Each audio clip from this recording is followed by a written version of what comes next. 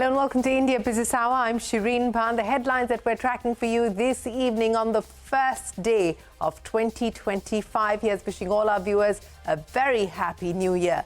It's a positive start to the new year on Dalal Street. The Sensex gains over 360 points, the Nifty up nearly 100, but the rupee continues to weaken, ending at a record low again. A mega CNBC TV 18 poll of market participants suggests that there will be single-digit Nifty returns in 2025. More than one-third pick financials as the sector to bet on, followed by tech and pharma. Nearly 50% of the market participants polled by us expect the RBI's first rate cut in February. 77% expect the government spending to drive growth in 2025. No one expects GDP growth to cross 7% in FY26. It's a sober end to what has been a rather forgetful year for Motown. Maruti Suzuki shines in December as small cars and SUV sales grow. M&M's tractors see good growth at the cost of Escorts. Bajaj Auto misses expectations but ends at the top of the e-two-wheeler pecking order with a market share of 25%. The electronics industry calls for simplification of the most complex tariff regime ahead of the union budget, in its words. Also bats for rationalizing the tax on import of components. Sources say electronic exports likely to grow 15% in this fiscal to hit nearly $140 billion. The Defense Ministry declares 2025 as the year of reforms, lists simpler procurement, integrated theatre commands, impetus on emerging technologies like artificial intelligence as the priorities. Israeli strikes kill 17 people in Gaza on the first day of the new year. Refugee camps are flooded after heavy rains pile on more misery on Palestinians. The UN says Israeli raids on hospitals have left the healthcare system on the brink.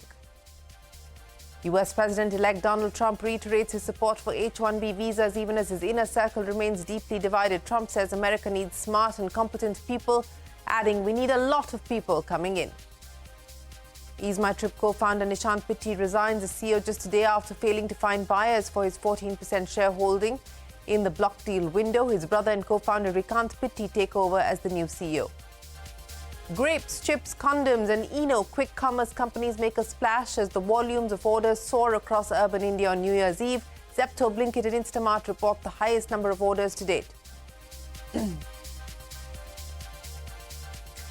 Well, let's begin with what has been a positive start to the new year on Dalal Street. The Sensex gained over 360 points and the Nifty was up by nearly 100 points in what was a steady trading start to 2025.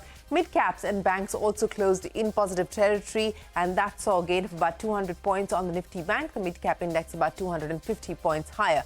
In the money market, the rupee continued to weaken and it weakened by 3 paise against the dollar. The rupee now stands at 85.64 to the dollar. And as far as the bond markets are concerned, we saw the 10-year sovereign bond price also decline in trade, leading to a spike in bond yield. So that sums up the money market and the equity action for you. But let's talk about the markets further.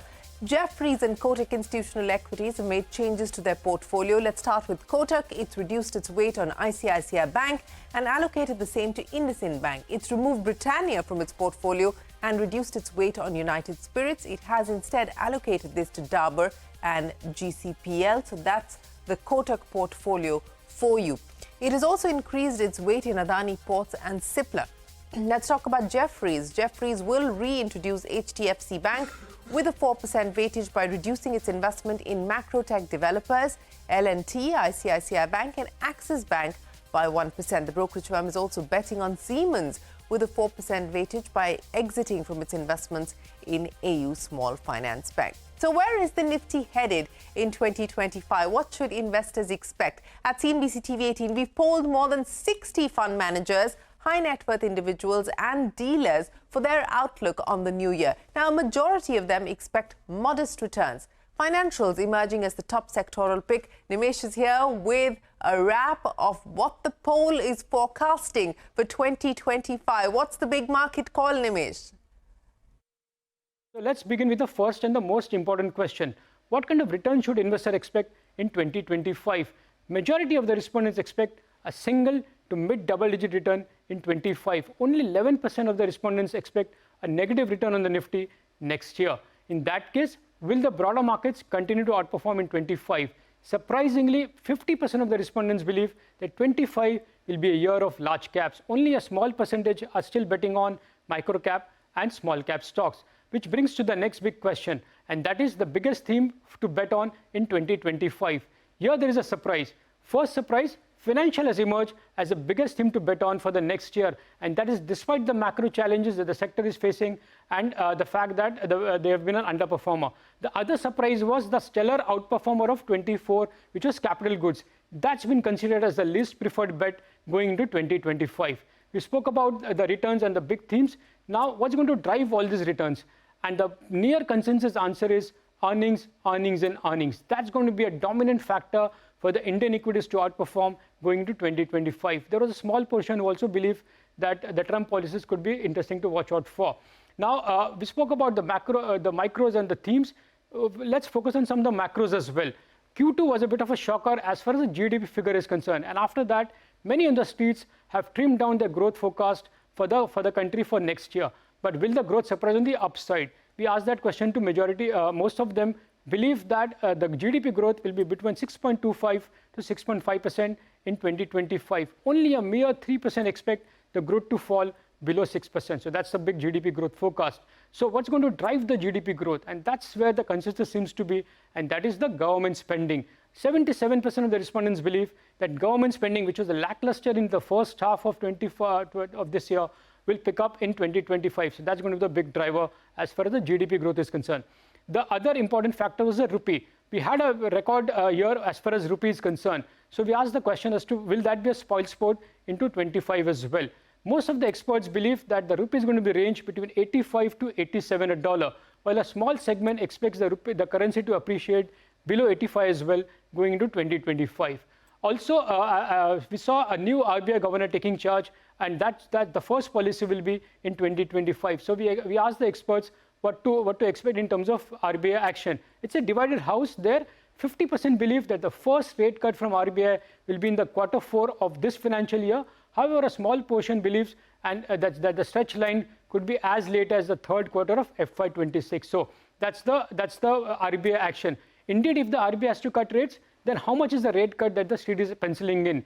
Half of the respondents, which is 50%, believe that the rate cut going into 25 would be at least 50 basis points. So 50 to 75 basis points is what a lot of people are betting on. So that's the rate cut expectation going into 25. In fact, 24 was a very volatile year. We had a budget, we had general elections, multiple state elections, and so on and so on. But 25 could be a year of moderate returns, but the expectation is that the positive returns would continue going into 25 as well. That's the big poll from CNBC TV18. All right, Nimesh, many thanks for joining us. The highlights there of the mega CNBC TV18 market call for 2025. India's goods and services tax collection in December rose 7.3% on an annual basis but slipped sequentially. The year-on-year growth was mainly on account of domestic transactions, which grew 8.4%, while revenue from tax on imports rose about 3.9%. The year-to-date collections now stands at 16.3 lakh crore rupees. So that's GST for you. Less than a month to go for the union budget. The electronic industry has called for simplification of what it calls, and I quote, the most complex tariff regime. In a letter to the finance minister accessed by CNBC TV18, the India Cellular and Electronic Association has also called for rationalizing the tax on the import of components. Ashmit is standing by with more. Ashmit, take us through the specifics of these demands for different categories. Well, the first and foremost, the issue that has been highlighted by the ICA is that the current structure, which features as many as 6 slabs, and that's not counting the surcharge, is a complicated one, leads to interpretational issues, leads to confusion, and therefore the solution that has been recommended by the ICA is to have a simpler framework where there are 4 bands in place, 0, 5, 10 and 15%, which will allow for ease in interpretation and therefore give relief to the industry. But this, of course, is a structural reform that the ICA is seeking. On the other count, however, they've sought a number of duty reductions as well within the current existing framework. This is in line with the recommendations that have been coming from the industry that India, when compared to geographies such as Vietnam, Thailand, Mexico, faces a competitive disadvantage with those geographies offering lower duties. So with that in mind, there are various duty reductions that have been recommended by the ICA. Number one, for mobiles, a lot of sub-assemblies and components attract a 2.5% duty that is sought to be brought down to 0. That's one recommendation. For TV manufacturing, to encourage TV manufacturing domestically, locally, within the country. Again, there are sub-assembly inputs for open cells, which also attract a 2.5% duty. That is sought to be brought down to zero. Another key recommendation that is made by the ICA is that in 2022 budget, there was a phased manufacturing program introduced for hearables and wearables to attract investments here, to attract manufacturing here. Those incentives that were introduced are expected to clock out by FY26. The ICA is seeking an extension of those benefits, given that the industry is in a nascent stage and requires more support going forward to help build scale. And finally, as far as the auto space is concerned, the car displays, various components of that attract a 15% duty. This again is an opportunity that the ICA bats for, and is saying that to actually grow there, to grow manufacturing in that space, again will require incentive with benefits by way of at least a zero duty structure for enabling more display manufacturing within the country. Ashmit, many thanks. Now, electronic manufacturing is expected to clock $135 to $140 billion in FY25. This is a growth rate of 15% in dollar terms and 45% in rupee terms compared to FY24. Sources have told us that the domestic demand is likely to remain flat this year, and it's also likely to impact total production. Prime Minister Modi has set a target of $500 billion in electronic manufacturing by FY30 for industry. And speaking of exports, the government is planning to double the exports of organic products to over $1 billion in a year's time. Abhimanyu is standing by now with what the plan is. Abhimanyu. India is aiming to double the exports of organic products from $500 million currently to over $1 billion in a year's time. A strategy is being formulated at the level of several departments. Government sources have told CNBC TV 18 that India is looking to increase the number of mutual recognition agreements which the country is going to sign with several other trading blocs and countries to increase the efficacy of Indian exports as well as the acceptability of the produce which is being exported. Now, MRAs currently exist with the EU, China and Bhutan, and another MRA is underway with Qatar. Government sources also said that there is a big scope for signing of MRAs in sectors like fisheries, where the export rejections of Indian fishery products have reduced from 15 in 2017 to 3 in 2024 as far as only the European Union is concerned. Also, India is working on portals for market access, the National Program for Organic Production and Traceability, which are being developed as part of the entire strategy. Also, sources have highlighted that quality issues with respect to export consignments are a bigger concern compared to tariff barriers, which are being worked upon by several government departments to ensure that exports increase for organic products without facing a large number of rejections. Abhimanyu, many thanks. Now, the first Union Cabinet meeting of 2025 has approved new measures for farmers. The government has enhanced the allocation of the Fasal Bima Yojana to more than 69,500 crore rupees. The Cabinet has also cleared extra fertilizer subsidy of nearly 3,900 crores, calling it a one-time special package. It's also approved setting up an 800 crore rupee fund for innovation and technology. Now, Defence Minister Rajnath Singh has said that 2025 will be the year of reforms for the sector. The Defence Ministry has listed simpler procurement, integrated theatre commands, impetus on emerging technologies like artificial intelligence as its priorities. Parikshit is standing by with more on India's defence playbook for 2025. Parikshit. Well, the Indian government has been seeing defence as a standout sector in terms of manufacturing and exports. In FY24, we attained a milestone of a record 22,000 crores in defence exports, and the aim is to take this to 50,000 crores in exports by FY29. So there are about 9 or 10 steps that the defence minister has announced, and these are steps where there will be a lot of action in terms of reforms and simplifying the sector. One, of course, is encouraging and bolstering preparedness for jointness and integration of the three services and facilitate establishment of integrated theatre commands. A lot of defence experts have been writing and calling for integrated theatre commands. There will also be more focus on domains such as cyber and space, emerging technologies like AI, machine learning, hypersonics, and also procedures required to win future wars in all these areas. So there will be a reform push and a nudge to the industry as well. Developing a shared understanding of operational requirements and joint operational capabilities through inter-service cooperation and training. Acquisition procedures would be made simpler and time-sensitive to facilitate swifter and robust capability development. This has been a long-standing demand of the industry, and facilitate faster technology transfer and knowledge sharing between the defense sector and civil industries as well. So on the whole, the idea is to bring in more efficiency in the system, have faster technology sharing and knowledge sharing agreements, and make the acquisition process faster as well. Remember, India has a target of achieving 3 trillion in defense production by FY29. Our annual defense production was a record 1.27 lakh crore in FY24, up 16.7% over FY23. So defense continues to be a big priority sector, and this meeting held by Rajnath Singh on New Year's Eve was a step in that direction. Parikshit, many thanks for joining us. US President-elect Donald Trump reiterated his support for H-1B visas, even as his inner circle remains deeply divided. Trump said America needs smart and competent people. The clarification comes days after staunch Republican Party supporters hit out Tesla CEO Elon Musk and Vivek Ramaswamy for supporting the program. Musk and Ramaswamy have backed the visa program, saying it helps America hire the best of talent. Many Trump and Republican Party supporters believe the program undermines the America First principle. Now, staying with international news, Israeli strikes have killed at least 17 Palestinians in Gaza on the first day of the new year. The Israeli military has also conducted raids in the West Bank. Heavy rains have flooded hundreds of makeshift shelters across the region, causing more misery for the displaced Palestinians. The UN has said that Israel's airstrikes on hospitals in Gaza have pushed the healthcare system to the brink of complete collapse.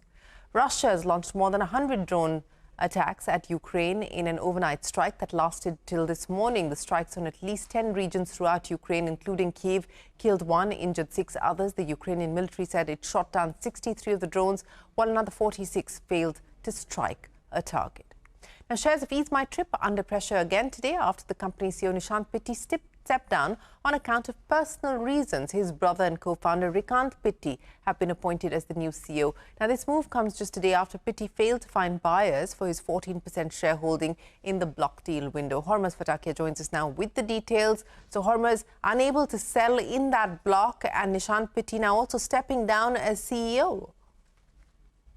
Today, the big development that came in earlier this morning was the fact that Nishant Pitti has resigned as the CEO of the company with immediate effect, and he has cited personal reasons for the same. And Rikant Pitti, one of the other co-promoters of the company, has been appointed as the CEO in his place. Now, Nishant Pitti has been on the board of Ease My Trip since 2008, while Rikant and Prashant Pitti, the other 2 co-promoters of the company, joined the board in 2011 and 2016, respectively. Now, Nishant Pitti has not cited any further reasons as to what led to this resignation. He has only mentioned personal reasons in his resignation letter. But now the top management looks like this. He's resigned as CEO, but he remains chairman. Prashant Pitti remains managing director, and now Rikant Pitti, who was earlier the executive director, now takes charge as CEO and co-founder. Now, Nishant Pitti's, the news, the stock has been that the fact that he was planning to sell 14% stake, but he could only manage to sell 1.4% on Tuesday,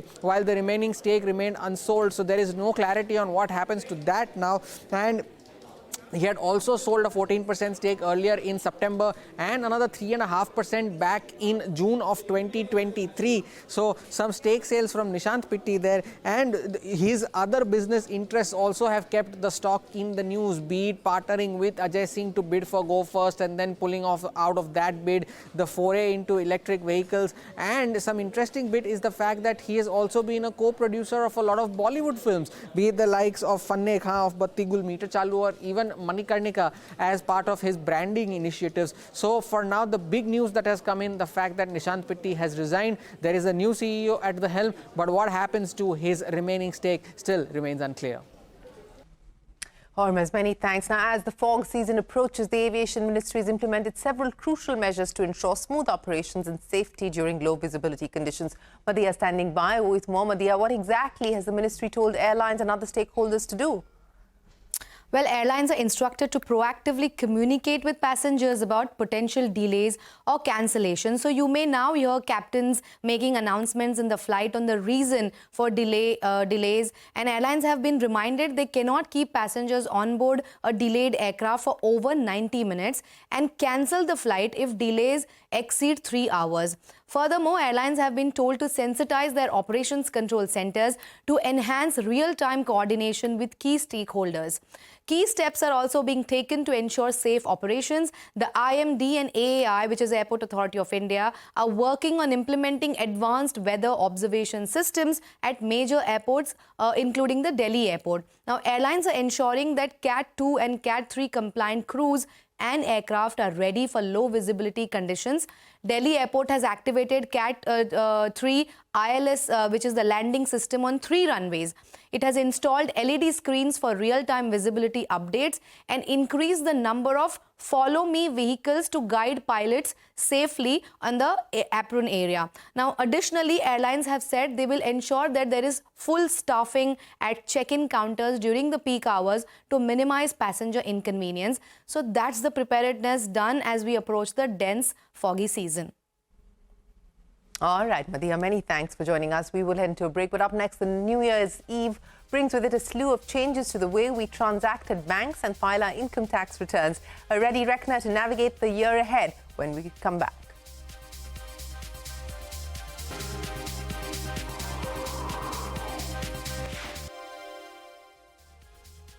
Well, the government has introduced significant changes to the income tax regime when it tabled the budget in July last year. So what do taxpayers need to keep in mind while filing their income tax returns later this year? Shivani joins us with a list of things to do. Shivani. Well, absolutely. The tax season has begun and there are some key changes that tax filers should keep in mind for 2025. Let's break them down. First, the new income tax slabs under the revised new tax regime. The basic exemption limit has been raised from 2.5 lakh rupees to 3 lakh rupees now. This means income up to 3 lakh rupees is now tax-free. Tax rates have also been restructured. 3 to 7 lakh rupees is taxed at 5%, 7 to 10 lakh is taxed at 10%, 10 to 12 at 15%, 12 to 15 at 20%, and over 15 lakh rupees annually remains in the 30% bracket.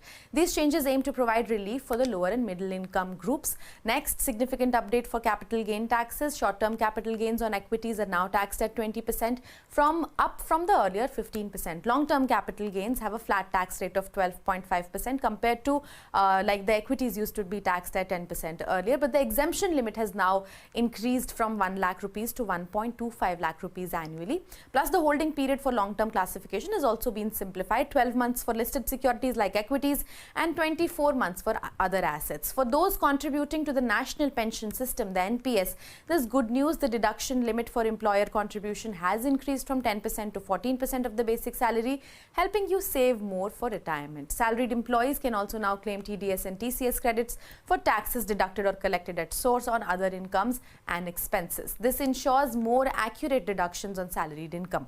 And finally, for luxury shoppers, a higher TCS rate applies to purchases over 10 lakh rupees, making high-end items more expensive. These changes could impact how you file your returns, so make sure that you plan accordingly and stay informed this tax season. Back to you.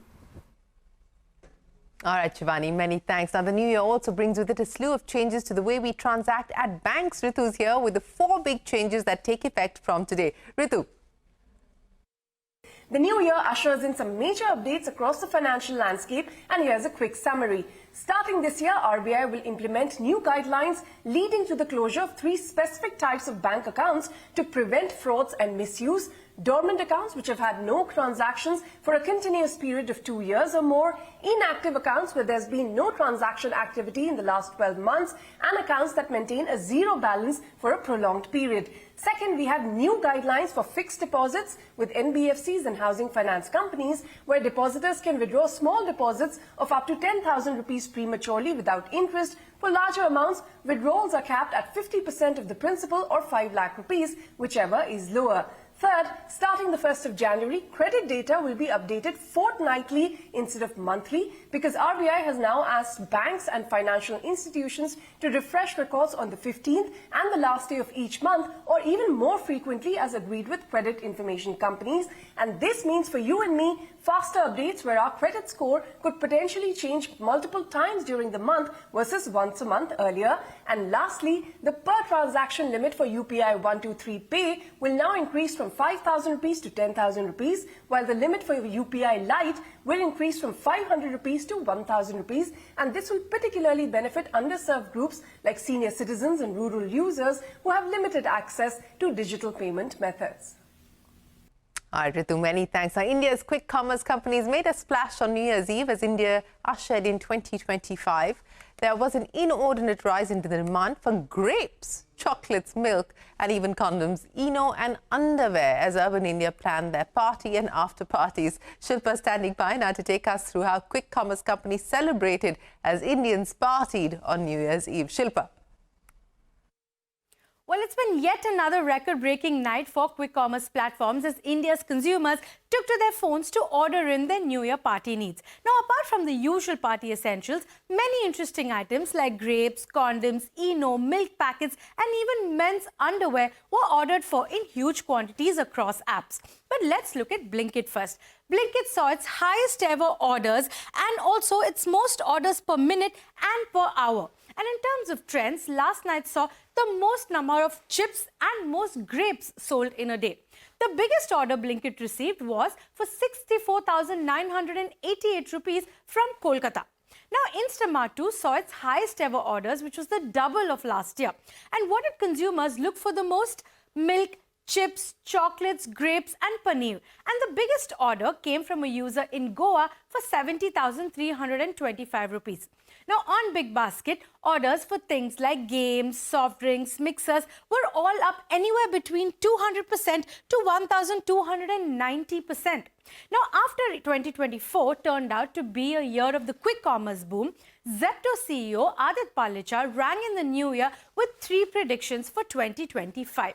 Now, he says that 2025 will be the year where quick commerce will start hitting scale comparable with e-commerce. Now, we've already seen the lines blurring between the two in 2024. Now, his second prediction is that this year, the quick commerce model will really be put to test. Succeeding in this scale will require exceptional execution, he says, which will be a challenge for every single player to be able to deliver. Thirdly, he says that the fundamentals of quick commerce will evolve dramatically and the unit economics to build operating leverage will also change.